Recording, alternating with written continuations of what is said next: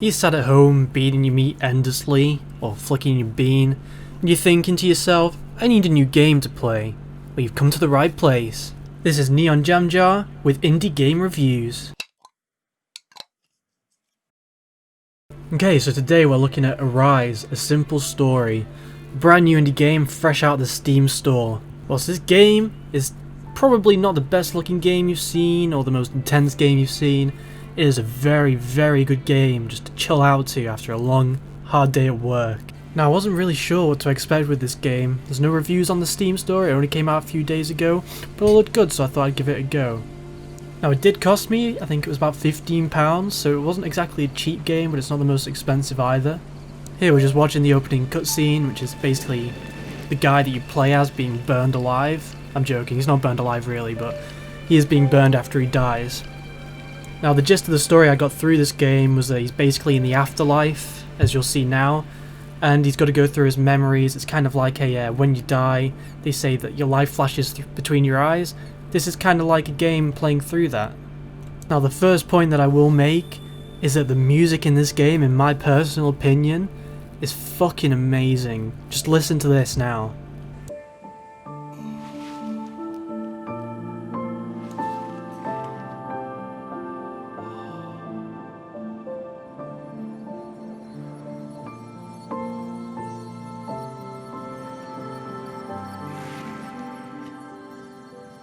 Now, whilst I'm aware that this music's quite simple with just piano, bit of low voices, that kind of stuff, it has a really powerful effect. And throughout this game you get scenes which don't seem scripted. You'll just look around and the music will start playing and suddenly there'll be sunlight, and it really is good. So moving past the music, the actual gameplay. Now, this is something quite special actually. It's kind of like a basic kind of jumping puzzle scenario kind of thing. But you also have the ability to move time forward, move time back, and stop time completely. And it actually works really well. It allows you to move things backwards and forwards that you have to use to get around. You have to find memories like the one that you're seeing here, which is him as a boy. And you find little other extra memories as well. So these maps aren't too small actually, they're decent sized. And the big thing is that you can spend hours on this just searching around for these little hidden secret memories.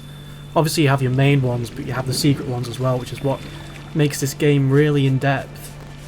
So it is, again, in essence, just like a jumping puzzle kind of based game. It's little like puzzles and paths to go around. And this means that it's not a hard game, which I kind of like.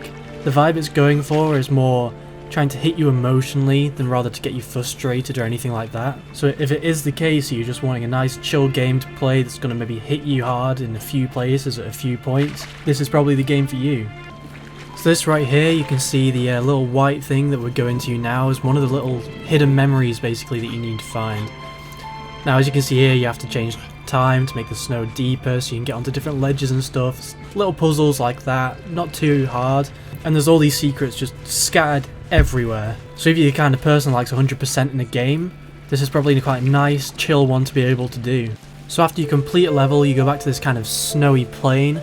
It shows you how many of your trophies you got. There's different maps, and it shows you how many trophies you got in each map, and this is basically how you progress to each of the different worlds, or to each of the different memories. Just think of like the Cantina band in LEGO Star Wars, but snowy and super depressing. Now, all of the different maps have very different vibes. From this one you can see that it's kind of like a very flora based kind of thing going on. Don't really know how to explain it, but it's very wildlife based. You can actually grapple onto bees and stuff as well. You have to move them with time and all that kind of stuff. It's actually really cool, to be fair. It's basically a case of each map has its own gimmick. So this one's kind of flora based stuff and like bees.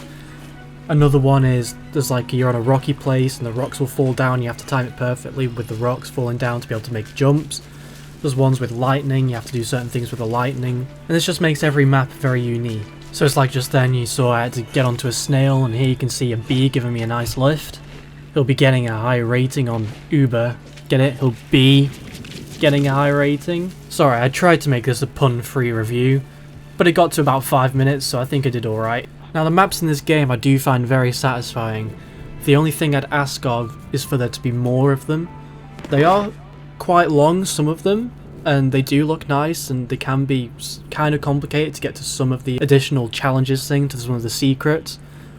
But I just feel like there could be more. Maybe the game devs will bring more out if this game gets a bit more popular. But for a small indie game, I'd say it probably has more than enough content. And at least the content is just so much improved with these little cutscenes where there's no talking, it's just pure, solid emotion. So the final kind of question is it worth it for the money? Personally, I'd say yes. It is a bit more expensive than some of the similar kind of indie games you can get, but it's unique, and just the music alone with the story, it's just so powerful that I just do think it's very much worth getting. And obviously if you can't afford it, I'm sure there'll be a Steam sale soon, probably the Christmas one, right? So maybe have a look at it then. At the end of the day, it's just a nice chill game to come home to relax to, just play a little bit of. You can't really ask more of an indie game than that. I will leave a link in the description to this game if you're looking to buy it. If you do buy it, let me know how you get on, let me know what you think of it down in the comment section below. Or if you simply have any questions about it, put it in the comments and I'll try and answer that as fast as I can. But anyway, this has been NeonJamJar with your indie game reviews. Hopefully you've enjoyed it. If you have, please smash that like button, maybe subscribe if you want to see some more. Or if you have any recommendations of games for me to do, put a link in the description and I will check that out. I've kept this video short and sweet, but hopefully I'll see you in the next one.